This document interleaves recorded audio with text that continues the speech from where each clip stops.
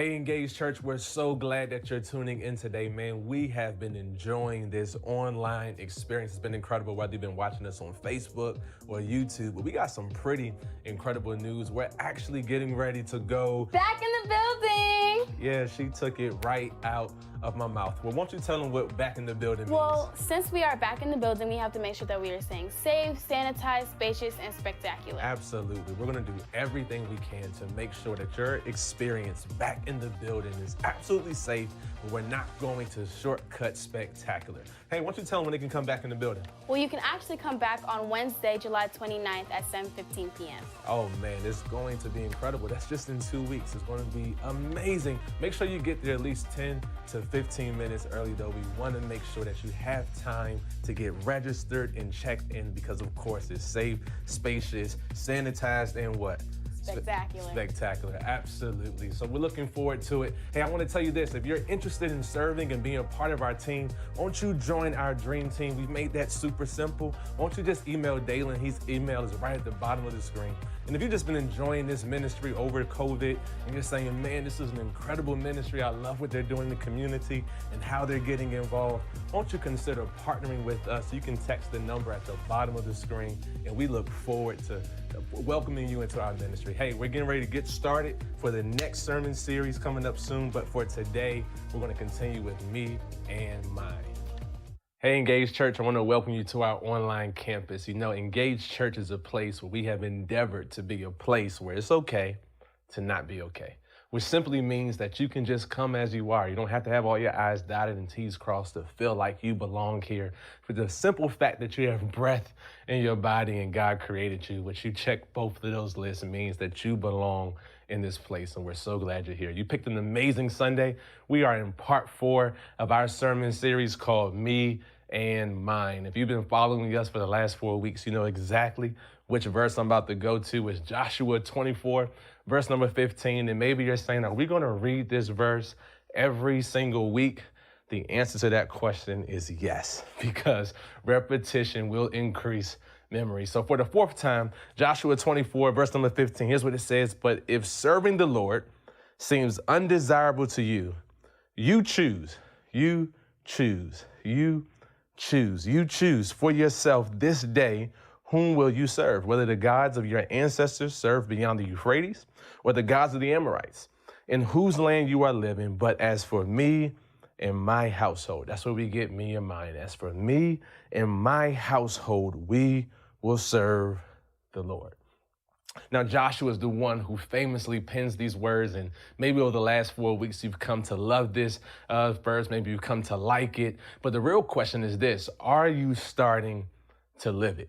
Because that's what Me and Mine is all about. It's about us having Christ-centered families and God-honoring homes. And my goal and my prayer by the end of this worship experience today, and actually really by the end of the sermon series, you're saying, here's what I want.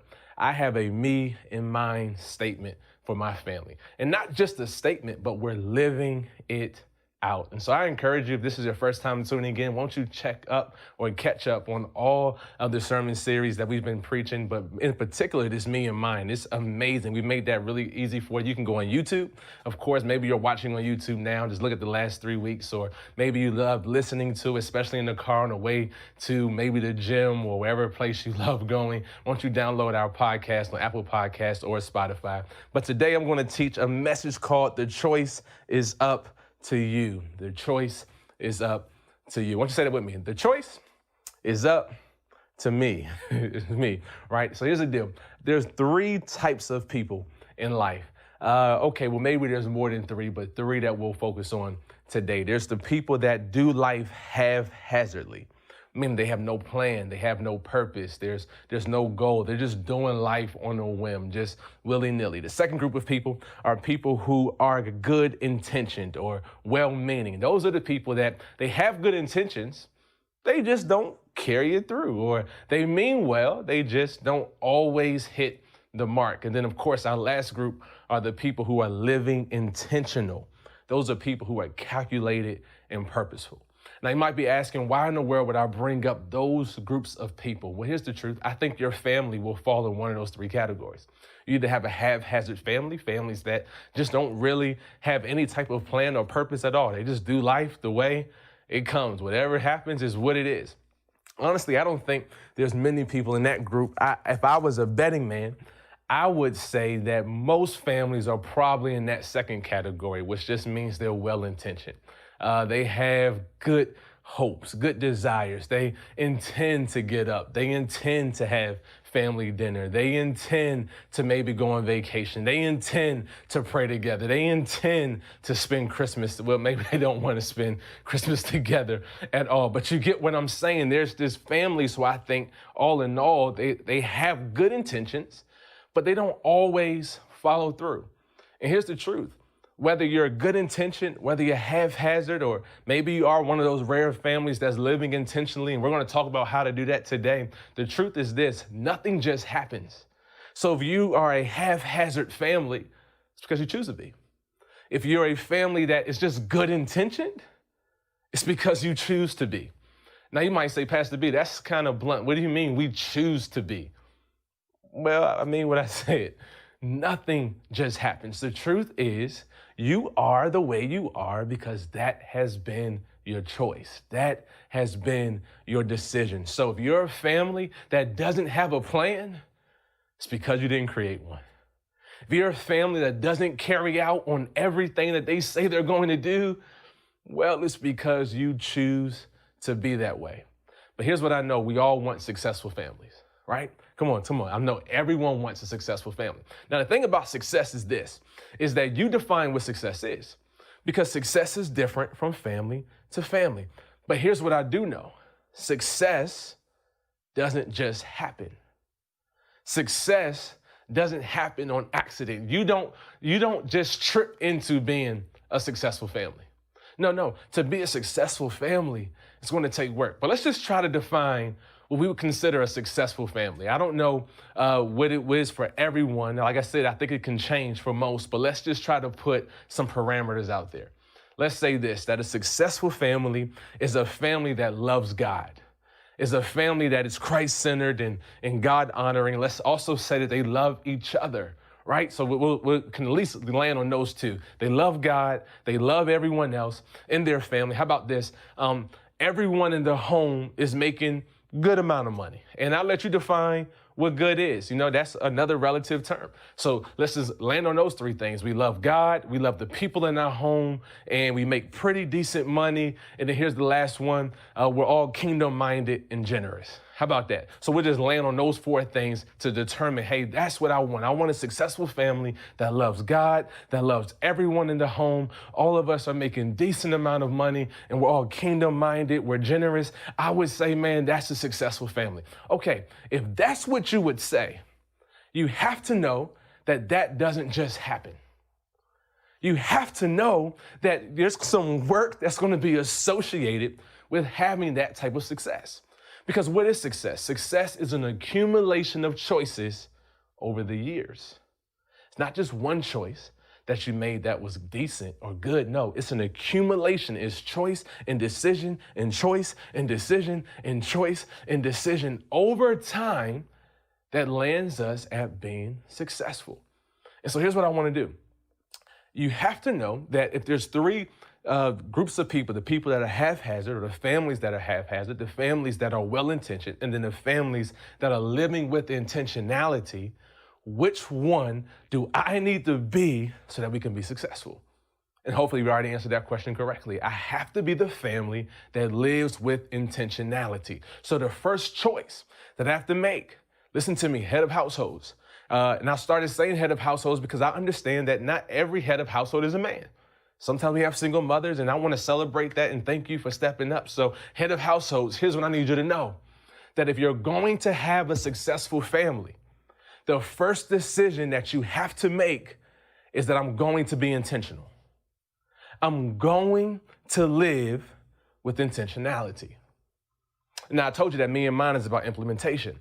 And so I can make that statement. I think in the past that I was teaching, that's the statement I would have made. Hey, you got to be intentional. But then the next question in me comes, well, How do I become intentional? Or what do I need to be intentional about? Or what is it that I have to do to ensure the success of my family? So I want to give you 3 keys or 3 things that intentional families do to become successful. Here's the first one. The first one that you have to understand is this, is that understanding is the road to intentionality. Understanding is the road to intentionality. What do you mean, PB? Well, it's quite simple. You cannot be intentional in things you do not understand. Okay. What I know beyond a shadow of a doubt is this, is that most people understand who their family is, right? We understand who my mom is, who my dad is, who my spouse is, who my siblings are. Let's take it outside of our home, who our cousins are, who my uncles and aunts. We understand the who, but many families don't understand the why. Okay. God is a God that is all-knowing. Yes or no? Everyone should say yes. Type it in yes, right? Okay, come on, stay with me. God is a God who's all-knowing. God is a God that handpicked, hand-selected, and hand-chosen the people that are assembled in your household on purpose and by design. So if God handpicked, hand-selected, and hand-chosen the people that live in your household, it was not just because he thought this would be a good fit, but it was because he had a purpose. It was because there was a design, there was a strategic plan that God had in mind to assemble the people that's under your roof.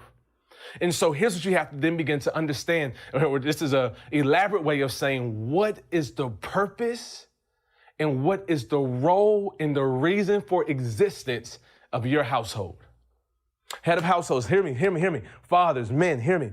What I'm saying is, why is your family chosen to be on the planet at such a time as this?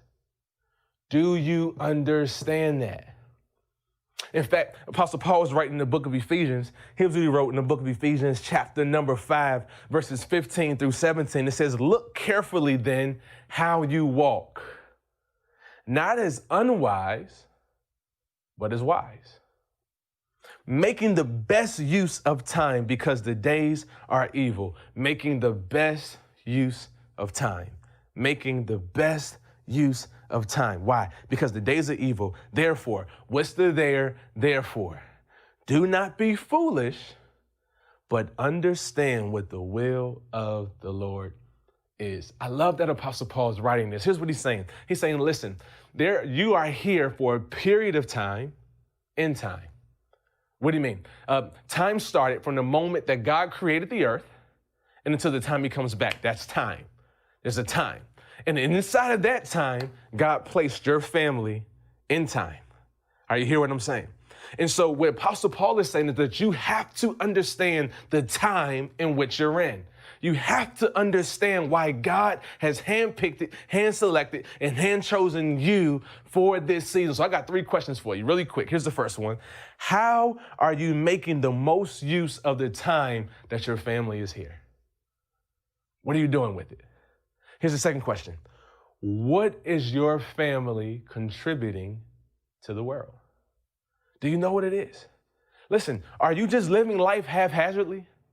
Or do you understand this is why my family is here? I understand the times that I'm in. Hey, let's just be honest. We're living in some of the most racially charged climates that we have seen in quite a long time. And yet God still chose for your family to be alive in this period of time. Facing a global pandemic, God chose for your family to be alive and to be able to experience this moment in time. Why? What's your purpose? Here's the third thing. How are you ensuring that the period of time that your family is here is not wasted?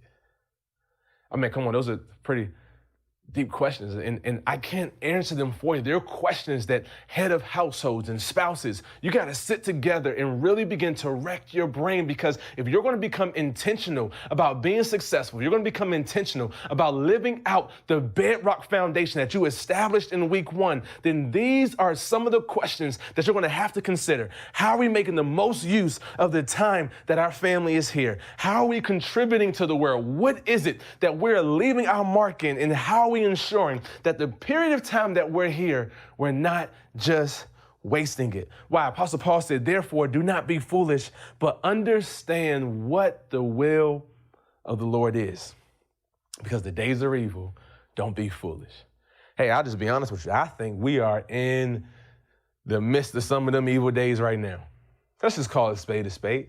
This racial culture is crazy. This climate is crazy. We are living through a global pandemic, which sadly and unfortunately has taken over 130,000 lives just in this nation. So these days are evil. And Apostle Paul says, because the days are evil, don't be foolish. Why are you here? Understand what the will of the Lord is. I can tell you what the will for my family, I'll let you know what it is right now. Arshel and I have been placed together and have been joined together for one main reason, and one main reason alone: to inspire, to inspire and increase the faith capacity of people around us. It's that simple. That's what we do. We have made it. You cannot hang around us long without your faith increasing. That is what we have designed our lives to do. That's our purpose. And as the head of the household, my job is to make sure everything we do is increasing the faith of people connected to us. It's inspiring people to have faith around us, to say, wait a second, God can do anything. I shall tell you, and she just has come alive to this revelation of why she's here. She's understanding that everything that I go through is for someone else. And so she said, I'm no longer going to not tell and share my story. What is she doing? That's increasing the faith as God uses her. That is why we are here. And so now we got to align ourselves, and we got to be intentional about everything we're doing, making sure it's increasing and inspiring the faith of others around us. When we do marriage counseling, at the very beginning, we say, okay, here's what you got to know. Here's what you got to know.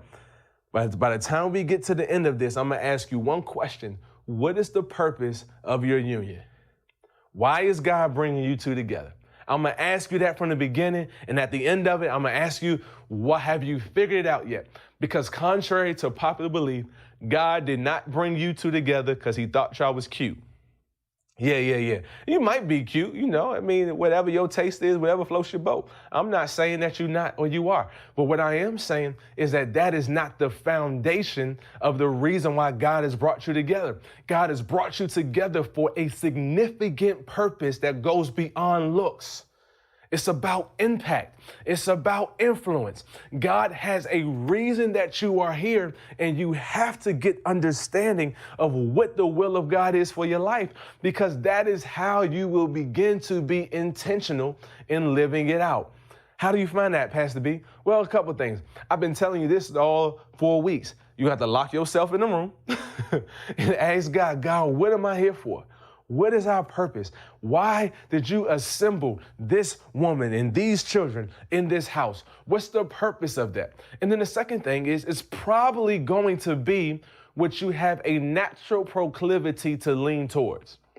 That's the SAT word. What you lean towards, what you are inclined to do by yourself. You have to know what it is. For us, faith comes naturally. That is what we do. Our bedrock principle is what? Faith over easy. So we knew that part of what God was calling us to do was going to be connected to that bedrock principle. But you and your spouse might be in the medical field. Okay, well, then there's probably something there that God wants to do. You, your spouse, and your children might be athletic and love this fitness world. Okay, well, there's probably something there. Maybe it's an attribute. You say, man, you got some of the most loving kids, and you and your spouse, everyone says, man, y'all love people so well. Well, that's probably connected to what God is calling you to do. So you're going to have to look at your life and say, man, what do I naturally lean towards? Begin listening to God, and you're going to have to garner understanding, because when I got the understanding, then I can become intentional. Y'all get anything out of this? Come on, man, give me some hearts or something, because I'm trying my best to teach y'all. Here's the second thing. After I've got understanding, the second thing I need to do is write the vision down. Write the vision down. Here's what Habakkuk 2:2 says. And the Lord answered me, write the vision, make it plain on tablets, so he may run who reads it. Write the vision, make it plain on tablets, so he may run who reads it. Head of households, y'all listening? Here's what I need you to do. I need you to write the vision of your family down. I need you to write the vision for the season that your family is in down. Why? I'm gonna give you a couple of reasons why.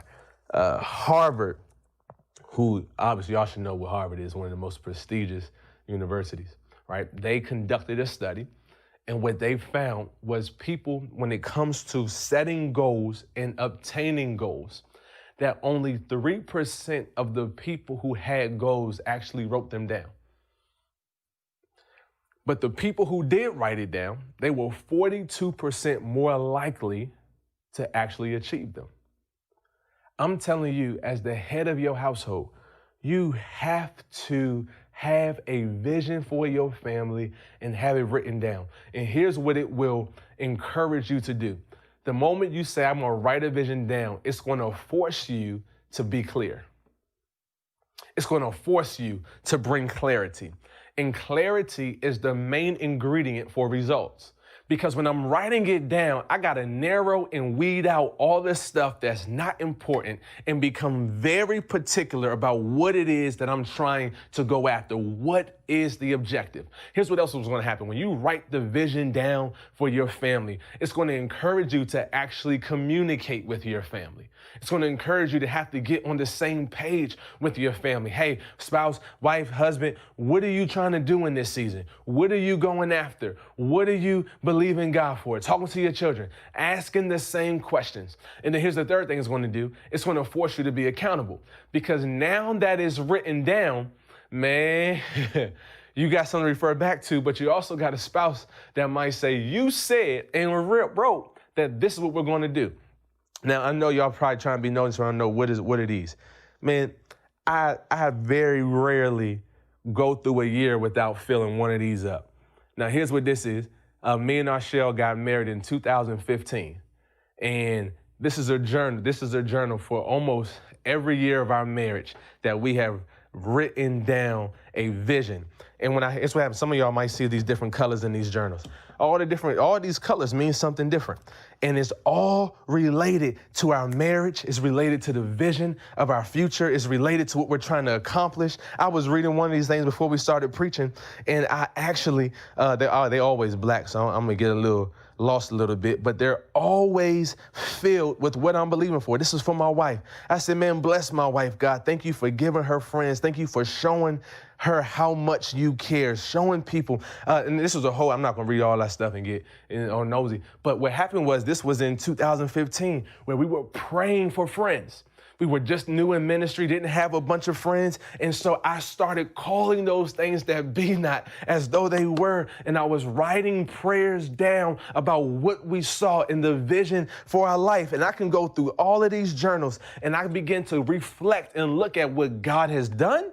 And I begin to look at what I'm believing God for, what I'm still standing on. Man, I got a passage in here. I wish I would have kept it. But last year, when they declared me infertile, I went right to this. And me and Arshelle began to prophesy and declare and stand on what we believe God was going to say. You got to have a written down vision for your family. And what happens is you're able to show, man, we're going to be able to show Ace this when he gets 18, 19, 20 years old. I'll be able to talk to him as a husband and say, man, son, listen to me. Look at all these journals that I've gotten since me and your mom has been married. By that time, imagine 25, 30 journals where he can look back and see the hand of God, come on our family, of how we sat down and believed God for things, how we sat down and had a vision and saw it come to pass. You might say, well, how do you do this specifically? I'm going to tell you what it looks like in our life.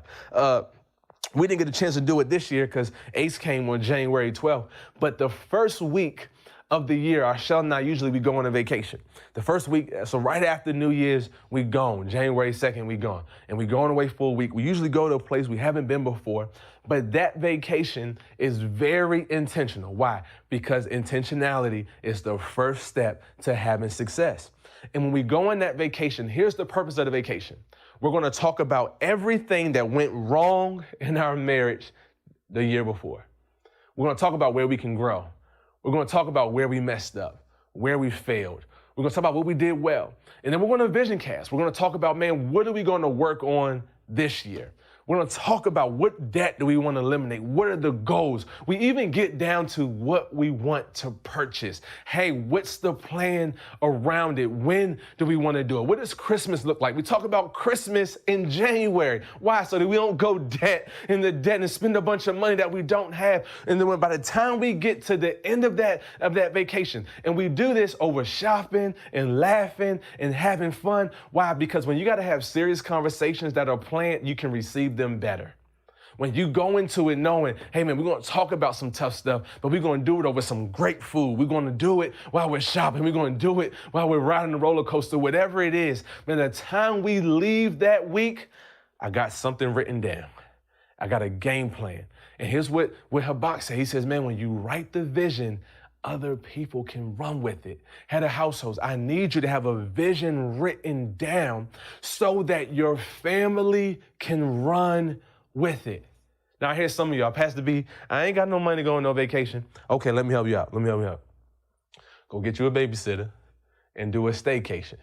I don't care if you go to D.C. and get in a hotel or if you just kick all them kids out the house and you stay in your own house. But you cannot neglect writing the vision down. You cannot neglect talking with your spouse and seeing where you can improve and what you're trying to accomplish. It is so important. In fact, Proverbs wrote this.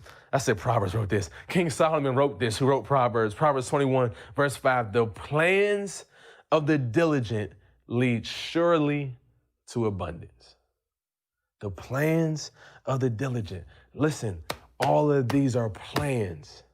Every Sunday, I'm writing in this journal. Every single Sunday, I look at the week ahead and I look at the week that passed. Hey, are we closer or are we further? What do we got to continue to do? What do we need to stop doing? How do we get there? The plans of the diligent lead surely to abundance. I can tell you, in the 5 years of our marriage, about 85% of the things we have written down has come to pass. That's high, man. That's high statistics. Why is it? Because it stays in front of us. But look at this. But everyone who is hasty or haphazard comes only to poverty. Listen, the people who are haphazard, the people who aren't writing down the vision, the people who aren't making sure that their family has something in front of them, it says, man, you come to poverty. And I'm not speaking poverty over you, but what I am saying is that it tells you how to get to abundance. It tells you, man, have a plan written down. Be diligent in it. Write the vision for your family. Why? So that everyone who is a part of your household can look at it and say, this is what we're supposed to do. If you go in our shell and our bathroom, which you never will, but if you did, you would see on our mirrors, man, we got these flashcards all up and down the side of it. And we prophesy over 2020 and we keep the goals, this 2020 goals on our bathroom. What are we doing? We're reminding ourselves this is what we're going after this year.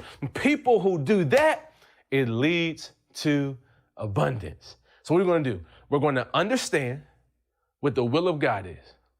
Then we're also going to write down the vision. And here's the third one. I want to tell you a quick story. We're going to do the work. I'm going to tell you a quick story about 4 frogs. So here's what happens. Remember, my third point is do the work. He had 4 frogs. 4 frogs were on a log. 4 frogs were on the log. This isn't a log, so act like the edge of the table is a log. 4 frogs were on the log. This frog said to these 3, you know what? I want to go to the other side of the pond. I think there's more flies to catch. I believe that the lilies on that side of the pond are a lot bigger. And so he tells these frogs, man, I'm tired of this life. I want to go to the other side of the pond. I want to go where there's more flies and bigger lily pads. And so what this frog begins to do is talk about it over and over and over again. He even begins to write about it. He begins to see this life on the other side of the pond. And so then one day he makes a decision that he's going to hop off the log. He says, you know what? I'm deciding I'm going to hop off this log and get to the other side. And so here's the question that I have for you. How many frogs remain on the log? He decided, this guy right here decided that he's going to hop off. How many frogs remain on the log? I'm going to give y'all some time to write that down. Come on to YouTube, write that down. Facebook, write that down. What is it? Okay. If you said anything but 4, you're wrong. And here's why. Just because he decided doesn't mean he did it. You see, making a decision is not the same thing as taking an action. And so many families have made decisions. You've made decisions that you're going to go to the other side of the proverbial pond, meaning that you're going to be successful. You've made decisions that you're going to make sure you're putting aside for a college tuition fund. You've made decisions. You've made all of these decisions, whatever they are, but you haven't actually done it. And I want to inspire you today to do the work, to make the decision to do the work. So here's your homework for this week. Here's a recap. You need to understand what the will of God is for your family. Understand why he's brought you together. You need to write the vision and make it plain, but then you also have to do the work. So here's your homework for this week. You need to call a family meeting, head of households. You need to call a family meeting, and you need to figure out one main thing. What's the vision for your family? And write it down. Hey, would you do that for us? Would you write down the vision of your family? You don't have to share it with us, but we would like to know that you've done it. All you got to do is #engage me and mine. I would love to see you do that. Write the vision. I'm telling you, it is so important. Live with intentionality. Don't be a family of good intentions. Don't be a family that lives haphazardly, but be a family that lives with intentionality. That is the key to your success. Hey, I hope you've been enjoying this sermon series. Can I pray for you really quick? I would love to pray for you. Here's what you got to do. God, I just thank you so much for being so amazing and so good. I thank you for being awesome. God, I pray that you'll begin to speak to people this week about how to be intentional. But more importantly, God, you also begin to speak to them about the will and the purpose for their family. We love you. We appreciate you. You're so good. Hey, I want to make one more decision. Here's the most intentional decision that you can make this week. Decide to allow Jesus Christ to be your Lord and Savior. Let's be intentional with that. Here's why. When God is at the center of your heart, he'll always be the center of your home. So can you repeat this prayer after me? Say, God, today I give you my life. I believe in my heart and confess with my mouth that you are Lord. Hey, if you prayed that prayer, could you do us a big, quick favor? Why don't you text ENGAGE to 94000, 94000. We would love to celebrate with you and welcome you to our family. We love you. We appreciate you. And I can't wait to see you next week for part 5 of Me and Mine. Hey, I really hope you've been enjoying this Me and Mine series. I tell you what, it has been blessing my life. I promise you, I feel like I do not have it all together at all. And when I sit down and watch these messages on Sunday with Arshelle, I look at her and say, man, we ought to try that sometimes. I pray that you've been doing the homework, because as we've been doing it, we've been seeing our family blessed, and we've been trusting God throughout the process. So please make sure that you're doing the homework. Hey, I want to just inspire you in your giving. Yes, look at 2 Corinthians chapter 9, verse number 7. It says, each one must give as he has decided in his heart, not reluctantly or under compulsion, for God loves a cheerful giver. Hey, when it's time for us to give, we don't do it and be mad about it and be upset. We get excited, we get glad. God loves when we give to him with a cheerful heart and also with expectancy. So as you sow your seed this week, here's what I want you to do. Be happy about it, be excited about it, but also expect God to bless you in return. Not because you're giving to be blessed, but just because you know that God is a rewarder and he rewards those who seek him diligently. That's Hebrews. Hey, I want to tell you this. We're going back to the building, and I'm so excited about it. We're going to be in the building July 29th for live worship experiences. We're starting at 7:15, but I would encourage you once again to get there about 10 to 15 minutes early so we can make sure that you are getting checked in. It's going to be safe, it's going to be spacious, it's going to be sanitized, and of course, we are not going to shortcut on spectacular. It's going to be amazing. Make sure you register, and I cannot wait to see you here next week, or maybe even in the building on Wednesday, July 29th. It's going to be amazing. See you guys soon.